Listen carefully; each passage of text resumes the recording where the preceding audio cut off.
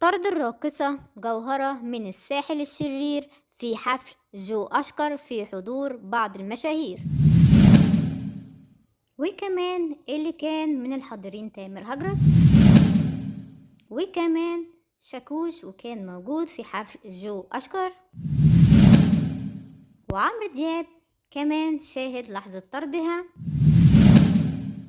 ولبسها المثير جدا في شواطئ الساحل والصور بتاعتها.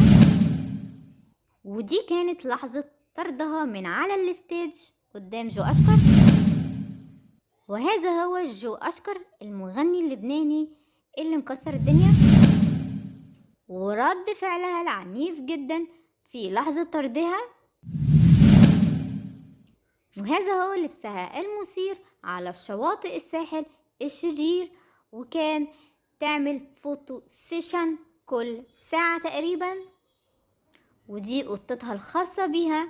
وهنشوف مع بعض فيلتها والمكان اللي بتعيش فيه ولحظة طردها من على الستيج بتاع جو أشكر.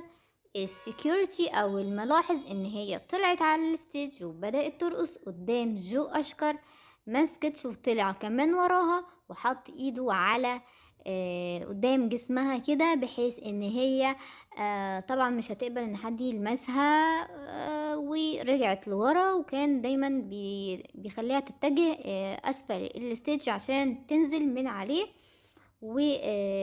وكان بيستعجلها جدا عشان المغني جو أشكر يأدي الأغنية ويكملها، وهي ما تاخدش منه الأنظار وتفضل ترقص، وكده بالتالي هتاخد منه الأنظار. وبالتالي السكيورتي سرعان تدخل ووجهها لأسفل الستيج، وكانت بتشاور لحد تبعها ان هي تمسك ايده عشان تنزل. وكان دايما السكيورتي بيستعجلها لدرجة ان هي خبطته خبطة على صدره، وعشان تقول له اصبر شوية او انتظر. وبالفعل جو أشكر تدخل وقال له طب انت استنى طيب شوية وكده.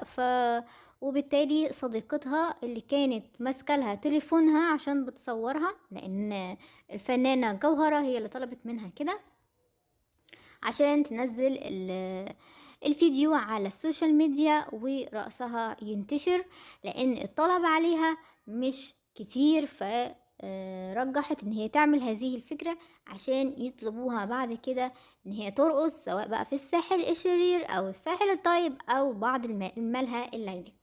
وبالتالي مسكت ايد صديقتها ونزلت منها على الستيج بكل احراج جدا، وكانت كسفة كبيرة ليها.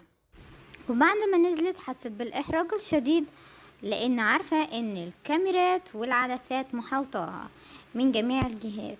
هذه هي اللحظات طردها، وهذا هو السكيورتي لابس اسود، وهذا هو جو أشكر لابس ابيض. وهي كانت عمالة تبعد ايد السكيورتي عنها وهو متجه نحو جسمها عشان ينزلها من على الستيج بسرعة عشان ما تاخدش الانظار من الفنان جو أشكر.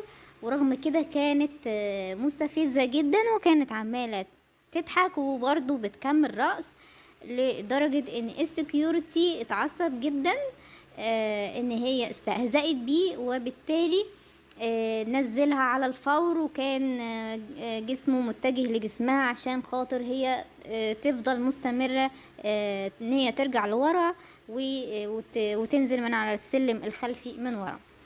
اجور الراقصات، الكل بيسأل ايه هي اجور الراقصات. يعني مثلا زي الراقصة دينا اجرها من 50,000 ل70,000 في الساعة. وعموما الراقصات بيتراوح اجرهم في الساعة من رينج 50,000 جنيه، ده اقل سعر في الساعة، ل120، وفي بيوصل 150,000 جنيه في الساعة. زي طبعا صافينار والجوهرة والناس اللي بيبقى عليهم الطلب كتير.